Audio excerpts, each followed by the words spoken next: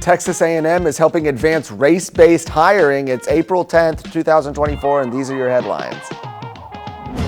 A Texas A&M alumnus and retired educator has expressed concern about race-based preferences in a pre-K through 12 school staff recruiting and training project in which universities under the Texas A&M system are involved. A taxpayer-funded grant from the Biden administration funds the project. A document that described that project is filled with the terms diversity, equity, and cultural competency. These terms are linked to programs that have been widely shown to have created division when implemented. And all of this occurred under the watch of the Texas A&M System's Board of Regents, who oversee the actions of the university and its employees.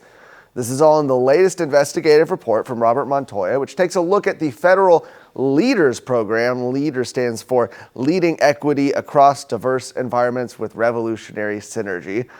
Always love those acronyms they come up with, of which Texas A&M and Prairie View A&M are recipients to the tune of $12.2 million.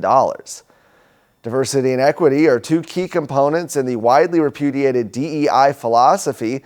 Multiple universities and businesses created DEI departments and councils that promote divisive racial policies rather than fight for equal opportunities. Activists in these departments have regularly pressed for equal outcomes.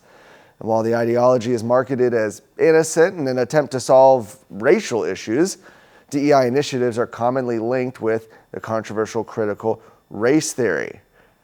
Sherry Sylvester of the Texas Public Policy Foundation says, after 2 decades of DEI at Texas universities, we know this won't work. DEI has done nothing to improve the academic outcomes or graduation success of minority and marginalized students, while public school test scores continue to crater, and it is even worse for high-risk kids. DEI hasn't increased minority recruitment of faculty either. A Klein Independent School District teacher is in jail for allegedly sex trafficking students. This is the 4th Klein ISD teacher charged this school year with sexually exploiting children. Klein's Kane High School cosmetology teacher Kedra McMath Grigsby is accused of helping her son, Roger McGee, force the troubled teens into prostitutions. McGee, who's 21, has been in jail since 2022 on multiple felony charges.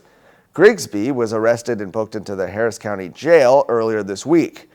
She was charged with 3 counts of trafficking a child and 3 counts of compelling prostitution of children under the age of 18. Both are first-degree felonies punishable by up to 99 years in prison.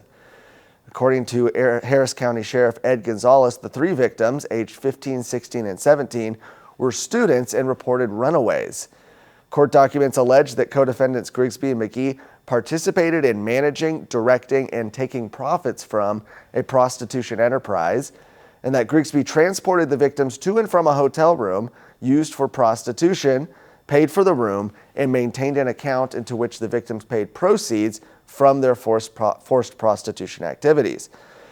Grigsby is being held on a $125,000 bond for each charge, totaling $750,000. McGee is being held without bond in the Harris County Jail. At the time he and his mother allegedly trafficked the students, McGee was out on bond, get this, for possession of methamphetamine, an aggravated assault with a deadly weapon. McGee's bond was revoked, and he now faces 7 child trafficking charges and 1 count each of compelling prostitution of a child under 18 and sexual assault of a child aged 14 to 17, along with other felonies. Grigsby is the 4th Klein ISD teacher charged during this school year with sexually exploiting children. They've been called the most powerful political entity in Texas.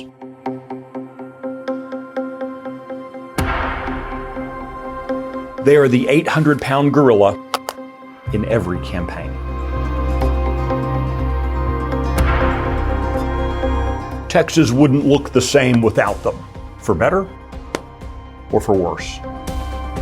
So I'm traveling the state to find out who they are, why they started, and what they're now doing to Texas.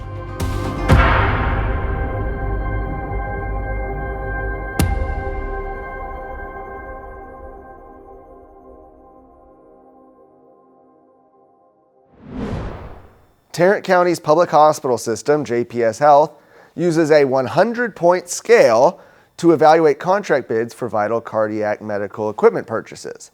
Price and quality are two factors that can be awarded a total up to 20 points each. Another factor, however, get this, is the race and gender of the vendor's owner. That can be awarded up to 15 points. All of this was exposed by the Washington Free Beacon. According to them, this is more than the actual reputation of the vendor's goods and services when evaluating different providers of transcatheter heart valves. These are critical devices designed to sustain blood flow through the body and prevent cardiac failure. According to this metric, minority-owned firms receive the 15 points automatically.